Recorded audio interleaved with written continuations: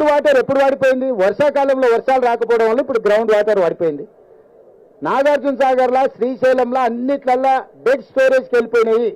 ఆ dead storage నుంచి మనము ఈరోజు నగరానికి తాగునీటి సమస్య తీవ్రతను దృష్టిలో పెట్టుకొని కొన్ని దగ్గరలలో కొంత కష్టమైన, రైతులకు కొంత నష్టమైన తాగునీరే మొదటి ప్రాధాన్యత. ప్రపంచ నీటి విధానము నీళ్లుంటే మొదట తాగడానికి, తాగు, సాగు, విద్యుత్తు, పరిశ్రమలు 4 ప్రాధాన్యతలు. ఇప్పుడు తక్కువ నీళ్లు ఉన్నాయి కాబట్టి తాగునీటికే వాటిని పొదుపుగా వాడి ఏప్రిల్, మే, జూన్ ఇంకా 90 రోజులు ఉంది ఎండలు.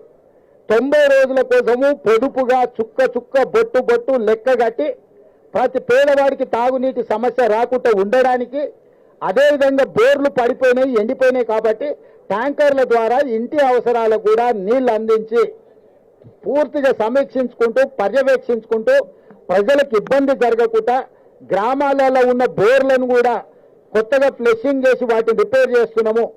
కొన్ని దగ్గరలో ఇప్పుడు వరి కోతలు అయిపోయినాయి, రైతులకు ఉన్న బోర్లు నీళ్లు ఉంటే ఆ బోర్లను కూడా తీసుకొని ఆ నీళ్లను కూడా ట్యాంకర్లలో ఊర్లలో ప్రజలకు సరఫరా చేయడానికి ప్రణాళిక సిద్ధం చేసినాము. చిన్న చిన్న చెరువుల మీద ఉన్న తాగునీటి వనరులను కూడా ఇప్పుడు పూర్తిగా రిపేర్లు చేసుకొని తాగనిక నీళ్లు అందిస్తున్నాము. ఇవన్నీ మేము చేస్తుంటే నువ్వు వ్యవసాయానికి నీళ్లు ఎండిపోయినాయి, ఎండిపోయినాక ఎందుకు చెప్తున్నావు?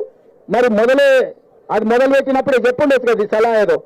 అంటే ఎండిపోయినాక, ఇల్లు కాలినాక ఆ మంటల కాడ చలి కాసుకుందామని చంద్రశేఖరరావు ఎదురు చూస్తున్నారు.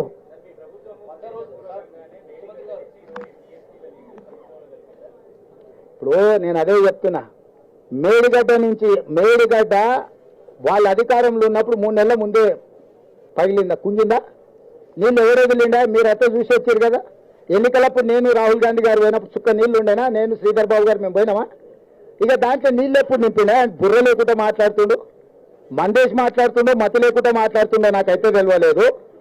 ఎప్పుడు పోయింది మేడిగడ్డ? ఆగస్టు, సెప్టెంబర్లోనే కదా పోయింది. అది పోయినంబడే కదా మేడిగడ్డలు ఉన్న నీళ్ళని వాళ్ళే కదా కిందికి వదిలింది. తర్వాత మేడిగడ్డలో నీళ్ళే నింపిండు. డ్యామ్ సేఫ్టీ వాళ్ళు వచ్చి ఉన్నాయి కూడా వెలిగించండి అని చెప్పారు కదా. ఇది వదులు, దాని పైన అన్నారం కూడా బొక్కవాటది, కూలేటట్టుంది, దాన్ని కూడా నీళ్ళు వదలవని డ్యామ్ సేఫ్టీ వాళ్ళు చెప్పారు కదా. సాంకేతిక నిపుణులు పర్యవేక్షిస్తుంటే కాంగ్రెస్ వాళ్ళు వచ్చి 20 టీఎంసీల కిందికి నీళ్ళు వదిలిండి అంటే ఏమన్నా మతుందానే? ఆయనకు అసహనం ముందు నేను ఒప్పుకుంటా. అదేనా ఈయన ఈ బోడిగా ఆయన నైపుణ్యంతో గట్ట గట్ల ఏడ్చింది. మేడిగడ్డ గుంజింది, అన్నారం పగిలింది.